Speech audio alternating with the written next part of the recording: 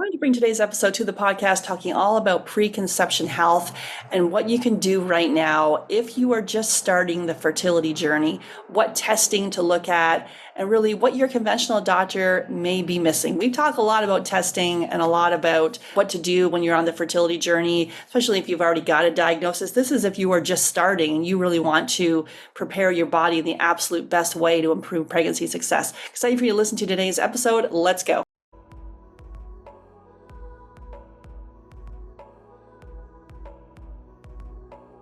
Hey, Alexandra, excited to have you on the podcast. So happy to be here with you.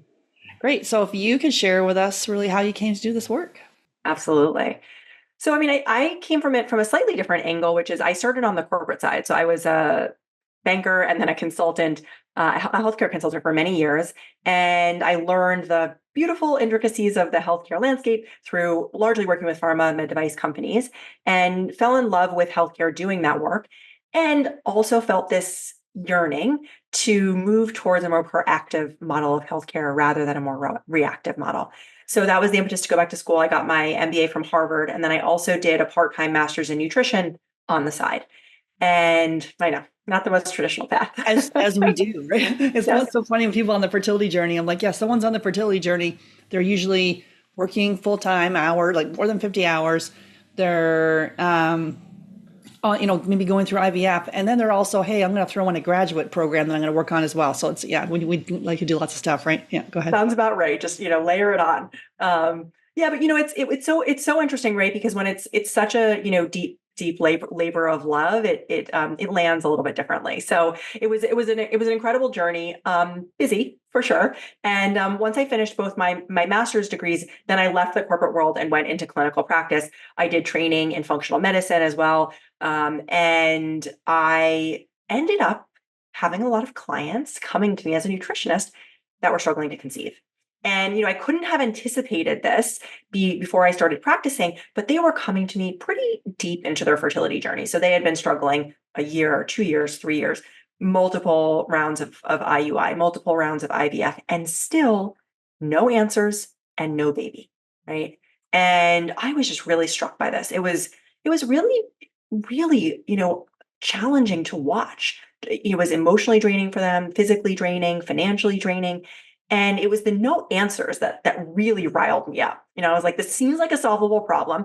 And so, basically inspired by the work that I had learned in functional medicine is, okay, well, let's try to see if we can figure out what the root cause is of what's going on, right? Because as you've talked about plenty of times before, right? Like infertility is a symptom. It's not really a diagnosis. So, and you can have a lot of people with quote unquote infertility who all present with different underlying causes. So I started running really broad tests, and all of a sudden things started flagging that had never even been considered or looked at by my clients' other providers. And once we were able to start addressing a lot of these underlying issues, oftentimes through diet, lifestyle, supplementation, sometimes medications and procedures in collaboration with their doctor, they got pregnant, whether that was naturally or on the next round of assisted reproductive cycle. And so I realized, wait a minute, like, why are we waiting until someone is so deep into their fertility journey to start doing this exploration? And so that was the impetus for me to build the business that I now run, Poplin, where we do pre-pregnancy testing. And it's essentially pre-pregnancy screening. And to say, can we identify any red flags or yellow flags that could potentially interfere with your ability to get pregnant or have a healthy pregnancy and baby in advance, right? Fertility doesn't have to be this black box until you try. And how can we give people indications? So, that was my way of trying to serve more people and get more people answers. And then I published a book last year called 9 Months Is Not Enough, which is all about how to prepare to get pregnant, inspired by the journey that I saw with many of my clients and friends. And it was kind of the book that I wish I would have had, almost a decade ago when I started this work. Yeah, it is interesting. We're this piece where, obviously our own journey, but then it's as we, as people that are on this journey, and the reason I started this podcast like over 6 years ago was to be like, there's things you can do, because a lot of times we'll go to our OBGYN, we'll get that, diagnosis, and then we go, straight off to the REI and not thinking there's anything else we can do from a nutrition or sleep or stress, which we're going to talk about that as well. Things we can do, and there's lots of things we can do in this preconception phase. It's interesting when we talking with couples too. I'll sort of ask them, where on the scale of 1 to 10, where are you on the stress piece? And a lot of them are like, I'm a 12, or I am like way higher than a 5. So let's kind of talk about reproductive anxiety. What are you seeing there for with that? Because I see that all the time. Yes. So it's real and it's on the rise. Let's start with that, right? I think, when I observe is reproductive anxiety is the way I describe it is essentially any feelings of concern or anxiousness that come up when we think about our ability to get pregnant, have a healthy pregnancy and baby. And usually what I find is when you think about anxiety in general, it is usually the gap between how much control we have over something and how much importance that thing has. And so what I think is happening with reproductive anxiety is building a family for many people is one of the most important things that they will do. And yet we are told that there's not much you can do about it, right? So low control. So it's high importance, low control. So there's this huge gap where people want to do something, but they don't know what to do, or they've been told they can't do anything except, cross their fingers and hope, right? Which is not helpful to anyone and causes a lot of anxiety. So I think there's an opportunity, and that's why I think it's so incredible, the work that you're doing to share with other people. There is so much else that you can be doing. And certainly, right, historically, it's been do nothing or do IVF. But as you've said many times, there's hundreds of things in between those two things, right? The do nothing and the do IVF. And so talking about what those things are can a lot of times help to alleviate some, not all, but some of this anxiety that people are feeling. Yeah, so it's knowing that you're in an empowering position, right? Because sometimes we just feel that, oh my goodness, we have our diagnosis, and people will have their AMH and their FSH and a lot of their hormone numbers, memorized, sort of embeds in their subconscious, and they thinking, okay, I've got to rush to IVF here, or I'm going to a Medicaid cycle or an IUI, that's the only thing you can do. Meanwhile, we're looking at the wrong biomarkers. We're going to talk a little bit about that later. But years ago, I interviewed Dr. Ben Lynch, and he had and I saw this was in your book as well. You kind of referred to it a little bit, but just about the whole wedding piece. Like he said when I talked to him, he's like, why are we spending like 12 to 18 months preparing for our wedding? And then for our baby, we're like, giddy up the first month. Like, why don't we flip that? Like, so yeah, talk about that kind of that wedding analogy. What are you seeing there?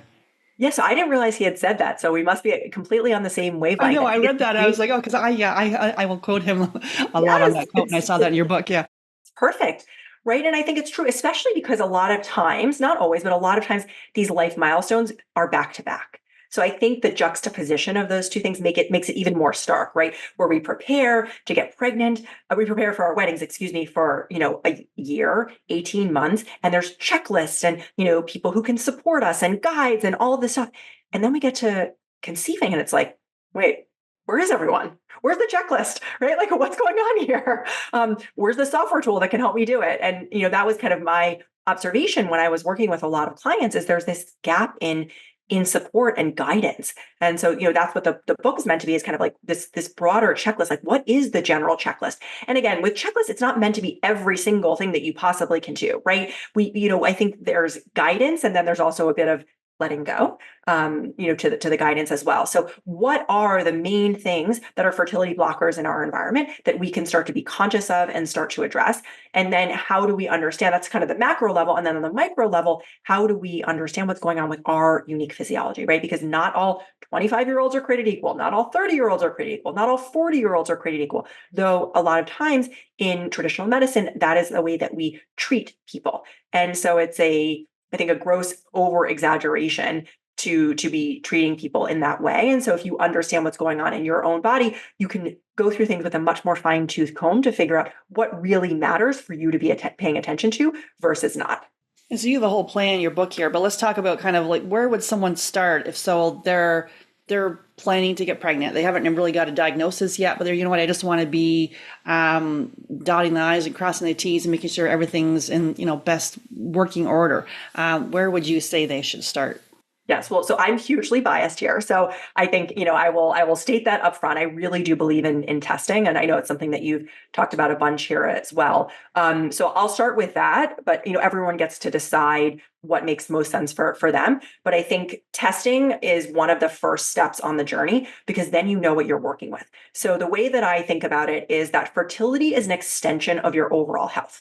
A lot of times, though, when we think about fertility, it's frequently talked about as a below the waist conversation, right? Or just a hormone conversation. And your reproductive organs and your hormones are incredibly important pieces of the puzzle, but they are a smaller percentage of the puzzle than all these other categories. So what we look at when we're talking about pre-pregnancy wellness, when I think about it, it's 5 different categories. So your blood status, your hormone status, your immune status, your metabolic status, and your nutrient status. And all of these things are the things that we know can interfere with fertility if they are not optimized. So rather than saying, okay, well, I think I'm healthy or I think I'm fertile, right? We can get a sense, a KPI is kind of if I put a key performance indicator, right? If I put my business hat on, of what's going on underneath the hood before you try. And then you have indications of, a lot of times we see nutrient deficiencies, right?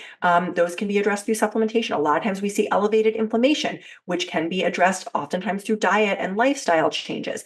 A lot of times we'll see early indicators of autoimmune processes in the body, right? That those are on the rise. And so that would be something that you probably want to go to your doctor and do follow-up testing, because it's not a diagnosis, but once you have that information, then you can start to have more agency over the process. And the earlier that you start this process, the more room you can give yourself and your body to make changes and reflect those changes.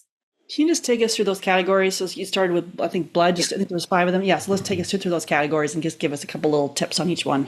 Yeah, absolutely. So when I think about blood status, it's exactly as it sounds, but really the health of red blood cells, white blood cells, platelets. And here what we're, largely looking at is whether or not, there's adequate iron is a big piece of this. Iron is a nutrient that's really important for your health and also the fetal development, especially, early on. And what the data here in the US says is that 15 to 25% of pregnancies are characterized by iron deficiency anemia, meaning up to a quarter of pregnancies have a person who is iron deficient, which is a pretty staggering statistic, right? And we have pretty easy screening tools like looking at your complete blood count, like also looking at ferritin levels to see, are you iron deficient? And we know that blood volumes increase precipitously, when we become pregnant. So even if you're close to being deficient, but not quite deficient, you might actually trip into a deficient state with those blood volume increases. So the more information we have up front, the more we can potentially get out in front of that and make potentially dietary changes, supplementation changes. Sometimes with iron, it's also about not only what we're eating, but what we're digesting and assimilating, right? So that's another important piece of the puzzle. So that's blood status and kind of what we tend to see.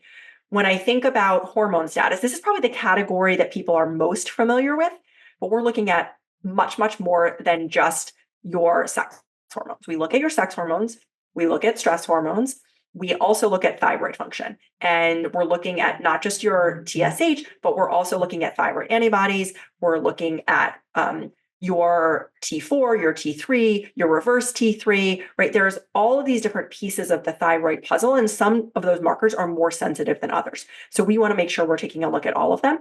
And then we're also looking at binding globulins.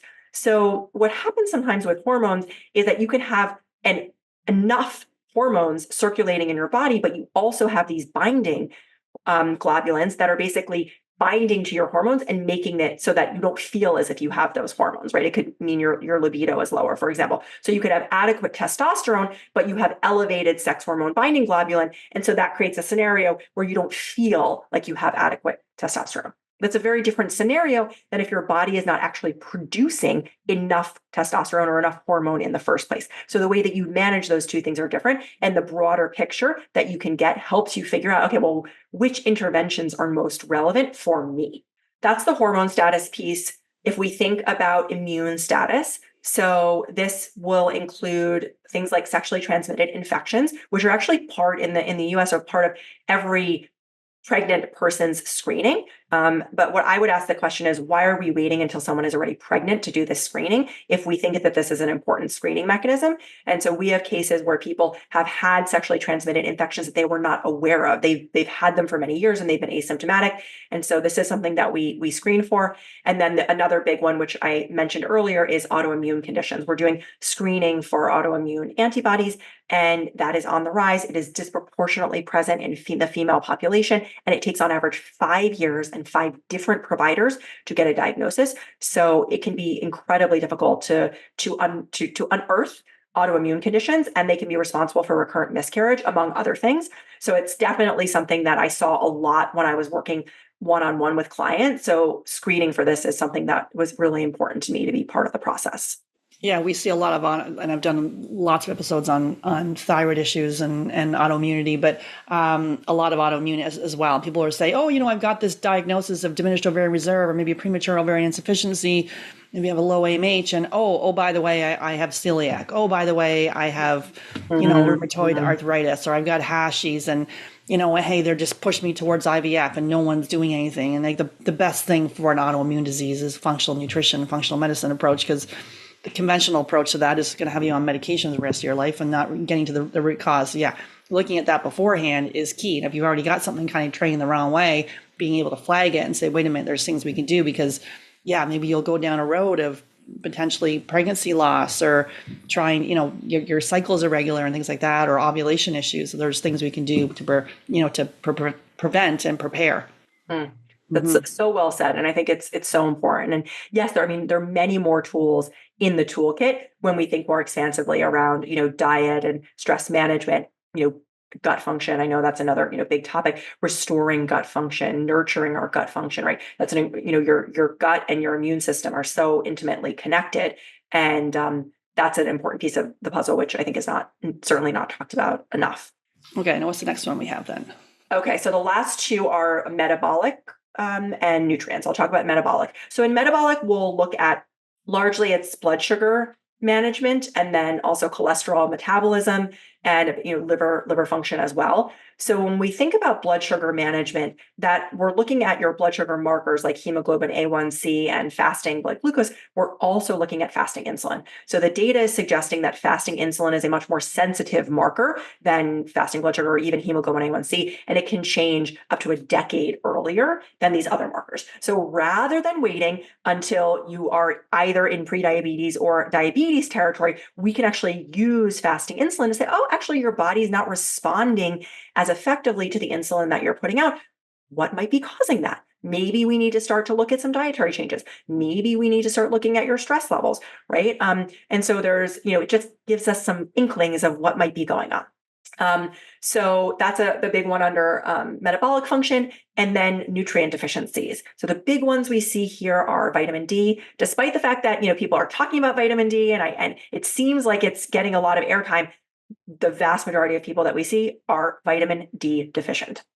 And by the way, this isn't even talking about functional lab ranges. This is talking about traditional lab ranges, right? Yeah, under 30, right? Where people are like, yeah, we regularly see people in single digits and teens, and they're trying to have their baby. And like, that's a huge red flag that something's going on, and you can supplement, but we need to dig into why it's off to begin with gut health and autoimmune issues and other things. So it's, yeah, it's a big one. I've done lots of episodes on that one too. But like you say, I think people are now, like when you talk to people that are on the fertility journey, they're taking usually a boatload of supplements, and one of them usually is a vitamin D3 K2 supplement there. But maybe are they not monitoring it? Do they know that that there's needs to be, that I think they're stuck on that conventional side of things. And for, we like it around 60 to 80. I guess there's some data saying it could be higher, but yeah, what's your take on that here as far as the ranges for D? What are you seeing?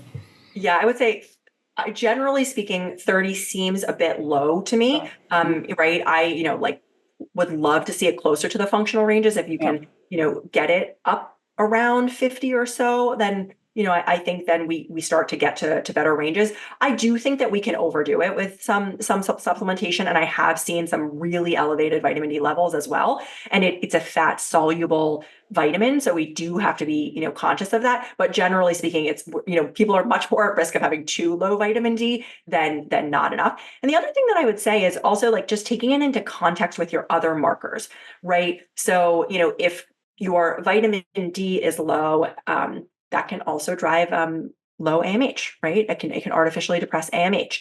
And this is something that's not talked about enough, right? So if I see a lower AMH and a low vitamin D, then I would say, okay, well, maybe we need to start to look into that, right? If your vitamin D level doesn't happen to be in the functional range, but everything else is looking A-okay, right? Then maybe we say, okay, like this is fine. And maybe you can continue to spend more time outside rather than taking additional supplementation. So this is why, having that fuller picture can be really helpful, because a lot of these nutrients and a lot of these hormones are dependent on one another. And if we just take one item in isolation, it can be hard to really come up with a more thoughtful set of next steps. Yeah, and there's studies that talk about the correlation between vitamin D and low AMH. We just did a blog on there and linked a study to it. So I know, because people are like, these things are happening in a silo. No, they aren't. Okay, so and then anything else on the metabolic piece? I think the last one's on nutrient. So on the nutrient, I would say the other big one that we see is omega, so omega 3s. And we look at omega 3s and 6s, and as you would suspect, a lot of time we'll see higher omega 6s and lower omega 3s. So continuing to support that through either diet or supplementation, or ideally both. That is something that we often see. And so what do you think is regularly missed with someone who's on the fertility journey? This is a huge question, but like what do you think is regularly Let's dive in. Functional medicine, nutrition standpoint? What are you seeing kind of some themes there? What do I think is generally missed? Is that what you said? said? Yeah. So I think there's a couple things here. The first thing I would say is inputs do not always equal outputs. So that's the reason that I personally am such a fan of testing, is because we can be eating what feels to us like a pristine diet. We can be taking supplementation. We can be sleeping in a way that we feel is adequate. We can be managing stress in a way that we feel is adequate, but our body physiologically is not experiencing it in the same way, right? And so why might that be? Well, first, the foods that we put in, we don't always digest and assimilate them well. And that could be because we're standing up, we're eating on the run. It could be because we're judging the foods that we're eating. It could be, right, there's lots and lots of reasons. There are plenty of studies that have done this. If you're eating in a stressed state, the absorption of nutrition is significantly lower. So that is, one potential reason. Stress increases the demands for a lot of nutrients. And so if stress can come in a couple different forms that I don't think are always talked about, right? So there's a physiological side of stress, which could be a moldy house. It could be a chronic infection that you're not aware of. It could be inflammation. Then there's psychological stress, which is, I think, what we more talk about, right? I don't like my job. I don't like the city that I live in, right? And it's more about managing chronic stressors than it is about managing acute stressors. Like if you have a presentation at work and you're, stressed out about it and then it passes, that's fine. Your body was designed for that. But if you're walking in every single day and there's a contentious relationship with your boss, that is going to start to really tax your system, and your nutrient needs go up when you're that stressed out. So when I think about this equation is, we can be taking all of the actions. We also want to make sure that they're filtering through and our body is experiencing it. So that's why, one thing that I'm really conscious of is like, what is that full feedback loop where we're understanding, okay, like we're taking these actions and then we're checking, are they working in the way that we anticipate? Okay. And then if so, great, let's continue on. If not, okay, let's adjust, right? And then rinse, repeat. You kind of do that cycle again.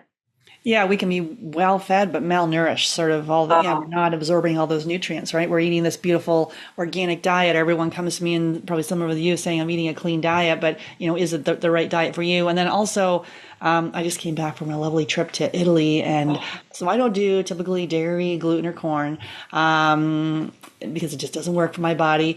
And I'm doing this for like 13 years, eating that way, so it's not a big deal.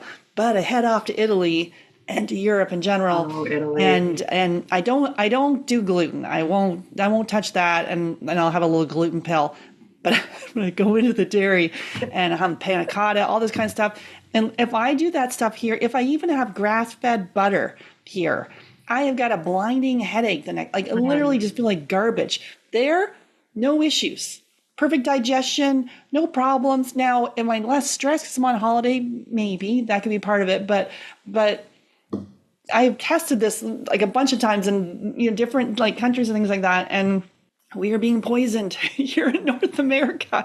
Like some of the glyphosate, whatever they're doing now. I was in Tuscany and I could see them all spraying some of the wineries. So maybe in 20 years it's going to change as that they try to spray our whole planet. And a lot of this stuff is linked to infertility as well as other like a whole host of other diseases. But yeah, it is interesting of what we eat, and I think sometimes people like we're following these very generalized recommendations, and is that diet might have worked for someone else, but is it right for you? And the thing about the organic, yeah, it does matter.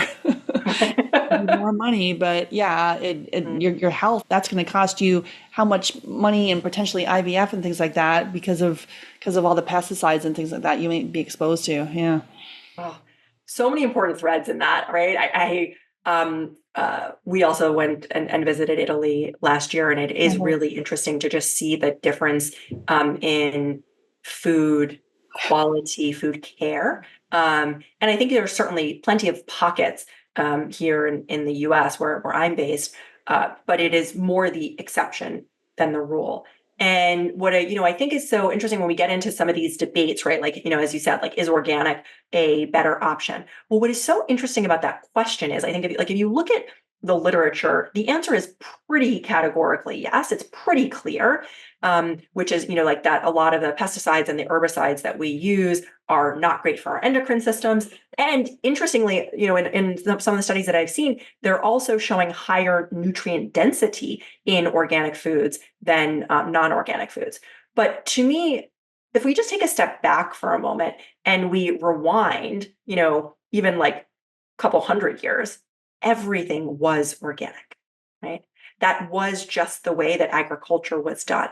So there is this false dichotomy that has been made now where we say, okay, well, is it organic or not? We've kind of veered off, right? The non-organic is actually the new. The non-organic is actually the thing that is different from the way that we've existed for many, many, many, many years, right? And our bodies have adapted. So it's, when I think about it from that perspective, it makes a little bit more sense. And I think it takes a little bit of the charge out of this. Now, yes, it costs more today to eat organic foods, to eat non-hormone laden animal products. And that is unfortunate. And I hope that changes.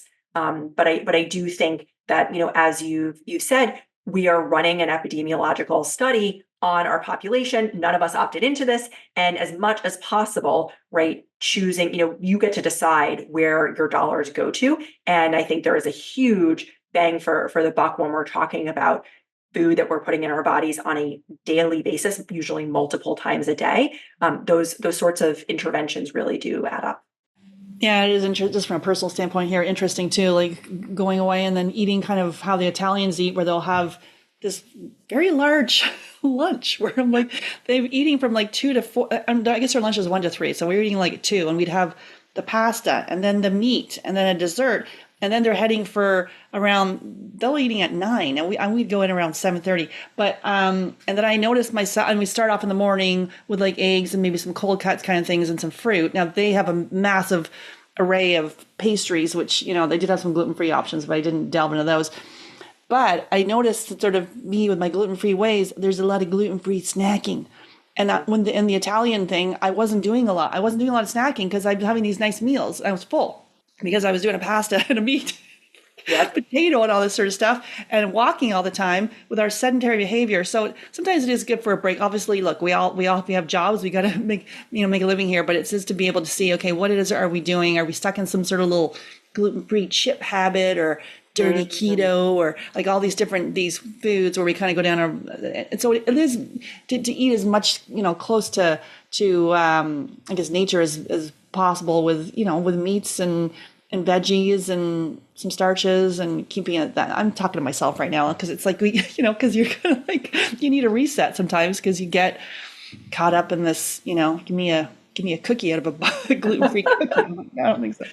It's So true. I think it's a great point, right? And changing up routines, right? And getting out of your normal setting to see what the alternatives are, right? I think we can get stuck in food ruts, we can get stuck in job ruts, we can get stuck in relationship ruts, right? Like, I mean, you're just, if we're in the same environment over and over again, it is easy to take things for granted, and easy to not see other possibilities. So like, I love what you're talking about. And yes, I mean, I think, there's been tons of studies around the world about kind of like what is the best diet, and right, I think there's a lot of disagreement, but I think what there is agreement about is, most people who are espousing the best diet would say it's natural, unprocessed, as close to the original product as possible, as nutrient dense as possible. And certainly, I think part of the issue that we're dealing with is our soil has been depleted, so the density of the nutrients in the foods from that soil has also been depleted. So it's just interesting to think about all these different components when we think about nutrition, and a lot of times we're choosing better alternatives, i.e., I'm choosing something that is gluten-free, or I'm choosing something that is low sugar, but it is still, at the end of the day, a packaged product. right, exactly. Okay, Right. so what's your take on the business of IVF? And here we're not anti-IVF, but we're pro-health, and it's people think they get the diagnosis and then they go straight to their REI. Next thing you know, you're going down medicated cycles, IUIs, IVF, PRPs, and you don't even know how you got there. And then you're being recommended donor eggs, and then no one step back, like some of the testing you were just talking about. That maybe you had a low vitamin D, maybe you had an autoimmune issue, maybe your thyroid was kind of going off, and you had some antibodies present, and there was things you could do to improve that. So the fast track that we say, the fast track is always your health, and then you've got those. We're lucky enough. We're 2024. We have these things, available to us. But I think right now in the fertility industry that we're just, we get the diagnosis and then we go off on a road and we don't even know how we even got there. I had both my kids with donor eggs and I didn't get a second opinion. I had no clue there was anything I could do. Years later, my health took a nosedive. Then I had sinus infections and vertigo and caught every cold and flu that went by. And I had to make these changes, but it was like years later. But yeah, what's your take on this whole business of IVF as it relates to fertility? Yeah. Mm. So I love how you talked about this. I even wrote it down when I was listening to one of your other podcasts that, people think that IVF is the fast track, but your health is the fast track. It's so brilliant and so simply stated. And what I would say on this topic is, look, I think that IVF is a marvel of modern medicine. And I think it's given the option to have children for people who historically may not have been able to, right? And that is individuals who are undergoing chemotherapy, individuals who are in same-sex relationships. And, for that, I hold a great amount of reverence. And I think it's an important option for many people. That being said, I find in my experience that it is being used too early and too often. And in fact, there's a reproductive endocrinologist in Manhattan who has been quoted as saying, I quoted him in my book because I thought it was so profound, that what he sees is up to 50% of IVF is unnecessary. 50%, which is a wild number. And this is someone who is doing the work and doing it day in and day out. And so then we have to ask the question, okay, well, what might be going on there? Right. And so I think that what ends up happening is what you're talking about, which is people are just not being given the informed consent. They're not being given any other options. It's either do nothing or do IUI or IVF. That's it. There's nothing in between. And so if you're sitting with that choice, if you want to build your family and you're being told you can do nothing or you can do something, i.e. IVF or IUI, most people will select to do something, which is IUI and IVF, right? And so I think it's a false question, right? There are so many things, as you elaborate on this podcast, there's so many things between do nothing and do IVF. And I would underscore the point you're making, which is even if you go through IVF, all of the actions that you are taking to improve your health will likely accrue to improve the probability of success of that cycle, right? And so instead of doing the average 2 to 3 cycles, maybe you end up doing fewer. Right? maybe you end up not having to do IVF at all, right? That is certainly a possibility and something that I have seen in working with clients. So I think that IVF has its place. I think it can be a wonderful intervention, but I think it is often overused. And the other statistic that I would just point out that I don't think is talked about enough is this confusion between infertility and sterility. So sterility means, which is, the data I found says about 1% of the female population here in the US is sterile, i.e., cannot conceive at all. But about 15 to 20% of individuals, depending on the data source and depending on the country, are experiencing infertility. All infertility means is I have tried to conceive for 12 months or 6 months if I'm over 35, and I have been unsuccessful. It says nothing about your capacity to conceive. It is just, there's been a passage of time, a relatively arbitrary time period, and I have not been able to conceive. And so I think people are getting confused. And they're saying, okay, well, infertility means I am not fertile, but that is incorrect. What is usually happening is that someone is experiencing subfertility, meaning there is a thing or a series of things that are dampening their natural fertility. And it could be sometimes small things. It could be sometimes larger things. It could be something on your side of the street. It could be on your reproductive partner side of the street. It could be on both of your sides of the street, right? And so I think that is not talked about enough. And so I think people are walking around thinking that they don't have the capacity to conceive, but that is just not true for the vast majority of the population. And even premature ovarian insufficiency or premature ovarian failure only affects about 5% of the population, maybe 7%. It's a minority of the population. Exactly. And so when it's like if the vast majority of us can get pregnant naturally, then why are we all being like pushed as we get this diagnosis, the 1 year or the 6 months, and then off we go down a road of pharmaceuticals and, all this other stuff. And then we don't know the long-term impact on our body, how that's impacting our children. Obviously, I went and had both my kids with donor eggs and obviously was, successful in that. And many people have had their children with IVF and donor eggs. And so like it works.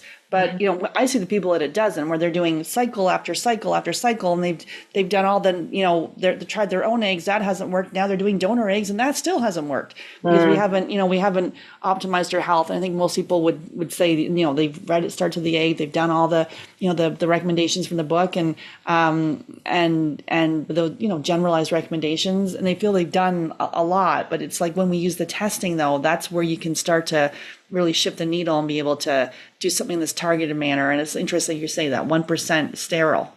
So the rest of us, like, we're okay. But the fertility industry will have us thinking our fertility is like it's off a cliff, and we are done. And so I've got people saying, they're like, I'm going to do my IVF next month. I'm like, well, it takes about 4 to 6 weeks to get our test back. We can give it average protocols, about 3 to 4 months. Is that written in stone? Well, no, it's not written in stone. I can maybe move it, but I don't think I want to move it because they're telling me I have to hurry up because I'm 42 and this is my last shot and I'm worried it's not. But they're so worried, and so panicked. And it's the absolute opposite of how your baby wants to come in. If you're in this like, oh my goodness, it's not going to work. And it doesn't really even with the age thing too, we got people in their early 30s too, the same, when you start trying, that's when you want to expand your family. And so people just get this panic. I feel broken, and feeling kind of hopeless. And then if it's gone through multiple failed IVFs, it hasn't worked, and they just kind of get worse and worse. And their hope just becomes, they feel guarded. Like it's, and then their relationships start to be impacted. I'm like, and they put joy on hold.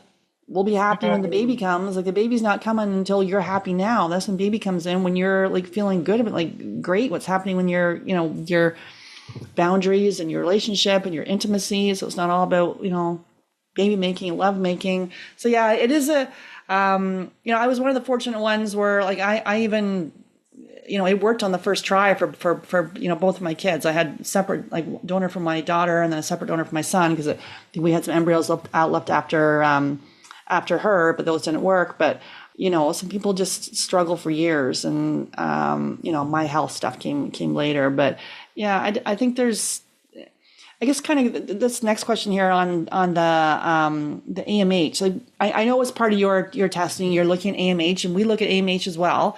But what's your take? Because people just get so just gutted by this AMH, and they can recite that number. I ask women, they can tell me the numbers that's been fluctuating for the last year because they keep getting it retested. And so what are you seeing there kind of on that AMH testing side? Any comments on that? I have lots of comments on this one. I think that, as I said a couple times, I really do believe in data. And so I think having information can be helpful. And I think it's really important to put a lot of these numbers in context. So first, I think there's just so many caveats with AMH that I don't think are being shared enough. And we're scaring the shit out of people. And it's really unfair. So I think first, AMH can be artificially depressed in any of the following situations. One we already talked about. If your vitamin D is low, if you are on hormonal birth control, right? And the AMH ranges are different depending on your ethnicity. That's not talked about either, right? So I think that we're looking at single ranges, and we're looking at straight averages, and it's just a gross misrepresentation. That's first of all. Second of all, is if AMH was the number that we think it is, it should only move in one direction, down. But that is not the case in many of the clients that I've worked with, and myself included. So this idea that AMH is the end all be all is incomplete. And then lastly, AMH has only been shown to be relevant in assisted reproductive cycles. It has nothing to do with natural fertility. Maybe I should state that again, right? For the people in the back, right? AMH has no predictive value for natural fertility, right? And so if we think about some of the numbers that I was talking about earlier, I think we've just really grossly overstated this, supposed egg cliff. It's nonsensical. For the average 40-year-old, she has 10,000 eggs left. This is the average 40-year-old, right? So some people will have a little bit more, some people will have a little bit left. If we think about what we are trying to achieve, right? Even if you want to have multiple children, there are still plenty of eggs left, right? And so at every age point, egg quality is so much more important than egg quantity. And you have agency over your egg quality, not so much your egg quantity. So rather than focusing on something that we cannot control, it's so much more empowering to focus on something that we can manage. So I think that, AMH can be a red herring. And my heart really goes out to people who've been told, your AMH is low or too low. I've seen plenty of people get pregnant with low AMH. I know this is something that you focus on. And I have seen AMH go up after being down, right? And these things should not be happening if it is the predictor that we think it is. Yeah, you're right on the red herring, right? Because it's got you going down a road that you're looking at the wrong thing.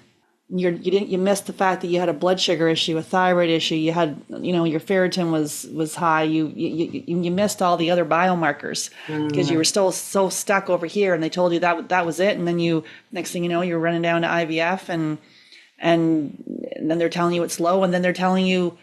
People tell me all the time. I just received a call, and walking through Target or something, they'll tell me, and hey, the donor eggs are the only option for you. Or driving in their car, people are crying hysterically, get a call from the clinic. Sorry, it's donor eggs. The retrieval didn't. Nothing has worked. This is the option for you. But being able to have that, like at 40, as you say, 10,000 eggs, right? So instead of looking at the lack, let's look at the abundance. And that's everything in life, right? We can get stuck in all the crap that's going wrong, or we can see, all the possibilities. And really, that's why I love functional medicine and functional nutrition, this approach with testing, and let's take control of our health, especially for someone who's a type A person who wants to control.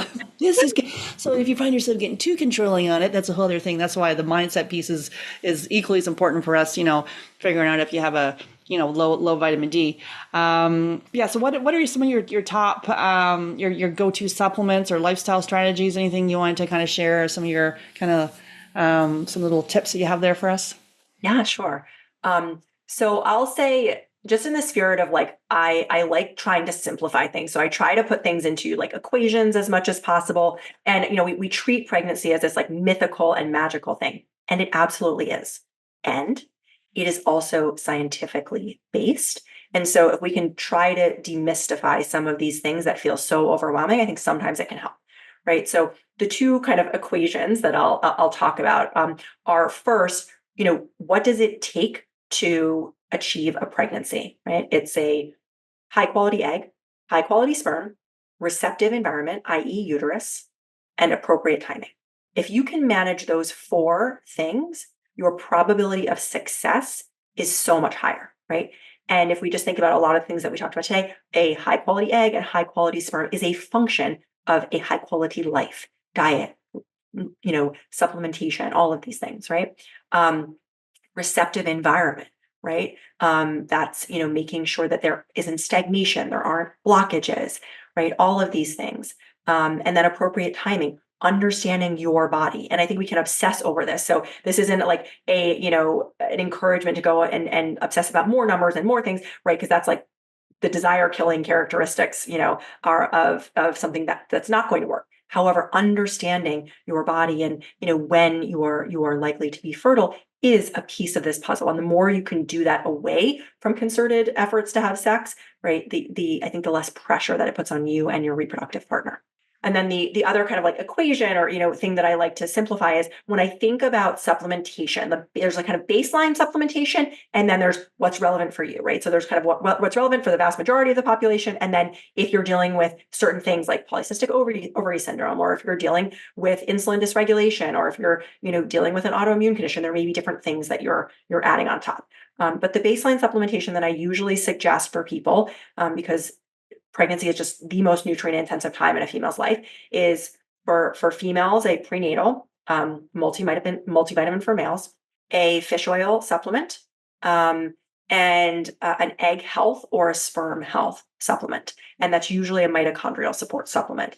And I think our modern environment is pretty tough on our mitochondria, so the more support we can give is even better. And then of course, for a lot of people, they would also benefit either in supplementation or food through probiotics and prebiotics, really supporting the gut. And again, there's a whole bunch of additional things that people could be thinking about depending on their unique circumstances. But I would be, thoughtful about, ideally, right? I'm a big fan of minimum effective dose, right? So like, what is the least amount that we can put into the system for the shortest amount of time to achieve the ends that we want to achieve? A lot of times we can be throwing supplement upon supplement upon supplement, and supplements are exceptional tools. We also need to give our body the opportunity to use what we are giving it. Right. Yeah. It's in conjunction with the diet and lifestyle, because if you're working 60 hours a week and haven't dealt with the stress, or maybe you're eating McDonald's, then you can take all the supplements you want. Maybe you're not going to get the outcome that you're looking for. Okay, let's talk about some of this premium testing you have here at Poplin. You've got a code here for the listeners if they use GPN10 for 10% off. And let's maybe talk about, so do you have a number of different offerings there? So maybe kind of talk about what they can expect. Yeah, absolutely. So we've talked about the different categories. So with that test, you'll do testing across all 5 categories. So blood status, hormone status, immune status, metabolic status, and nutrient status, and look at many of the things that we've talked about. With the purchase of the test comes a call with one of our pre-pregnancy educators so that you can review the testing. And then you can also review your results inside of our app, where basically it's going to say kind of, what is this biomarker and why do I care, right? Why is it relevant for fertility and the health of a future pregnancy? And we have testing for both male reproductive partners and for female reproductive partners. And it's meant to be a jumping off point for you. So, right, a lot of times you may discover stuff on testing where there's further digging that you can do. And so it's not meant to cover every single possible thing. It's meant to cover most of the things that we see that can interfere with fertility and give you an early starting point. Everything that we test for is modifiable except blood type, right? And so the idea is that we're not giving you information that you can't do anything about. You can, if you so choose, can take action on all of these things. And much of the time, it is through diet, lifestyle, supplementation, sometimes collaboration with your doctor around medications and procedures. And I've never had someone, even though we've never had a test come back without something flagged, right? Because we're testing, 70 plus biomarkers, right? It's a lot of information. I've never had someone say, nope, I wish I didn't do that testing, right? It's just so much more empowering to have the information and have a path forward. Great. And they can go to getpoplin, Poplin.com. And so, and this is only for US residents then? Like how does that work? How does it work then? They get a requisition, take to a lab, or do you just kind of just walk it through us a little bit? Exactly. Yeah. So it's only for US residents at this time. Although if there are international folks who are interested, please email us at support@getpoplin.com to let us know. I'm keeping a running list of requests so that as we start to expand our services, I know where there's the highest demand to move next. And it is a blood draw because there's so many different biomarkers. It's not a blood spot test. So you will have to either go to the lab or we work with a mobile phlebotomy collaborator where you can have them come to you for an additional fee and have your blood drawn at your home. So it's really up to you what you would like to do. Great. So this really is a starting, like a jumping off point for someone who's like, I'm ready, I'm getting started. I want to prepare my body. I need to get some of these biomarkers tested so we can see exactly what's off before we go running down a whole road of. Now, if there is it early, is it what if someone is where else in the journey would it be appropriate to do some of these testing? It'd be all anytime. Yes. So the majority of people that are coming to us are those who are planners who are saying, okay, I'm planning to conceive in the next 3, 6, 12 months, and I'd like to understand what's going on with my body and my reproductive partner's body. That being said, we also have a reasonably large contingent of folks who are already trying, and it may not be moving in the direction that they so desire, and they would like more answers. We also have people who have had previous pregnancies and would like to understand where they're at, right? A lot of times after a previous pregnancy, our hormones can be dysregulated, our nutrients can be even more depleted, right? After running after a little one and maybe not getting as much sleep as we desire, right? So there are different use cases for people coming through. But really what I would say, and sometimes we, have folks who are even further out, like, I don't want to get pregnant yet, but I want to understand what I'm working with so that I kind of know what my starting point is. So, there's a large spectrum of folks for whom this could be useful. And the whole idea is just to give you insight into your own body and where it is right now, rather than just saying, okay, well, you're an average 30-year-old, therefore, right, ... this is what we think. We, can actually guide you to stuff that is directly relevant for just you and your unique physiology. Yeah, we see so many people that they had no issues with the first child getting pregnant, and all of a sudden the second child, they're getting diagnosed with diminished ovarian reserve, premature ovarian insufficiency, being told donor eggs. But yeah, you've gone through and birthed a child, and now you're raising that child, and yeah, you could have all these different deficiencies in your body. So it is being able to look at that and getting educated about that. Any final thoughts for us today, Alexandria? Thank you so much for having me and for opening up this conversation. I think you're just such an incredible advocate for more choice and more options in this process. And it's just been an honor to chat with you. And I think I would just echo so much of what you said, which is that anyone who's listening to this, you have so much more agency over the reproductive process than you have likely been led to believe. And, if you are still cycling, then you can still have a baby, and don't let anyone tell you otherwise. And I think it is just so important to advocate for yourself. And sometimes this journey can be tough. And my heart goes out to you. And it's messages like these that hopefully will give hope. Amazing. Thank you for all the work that you're doing as well. Thank you.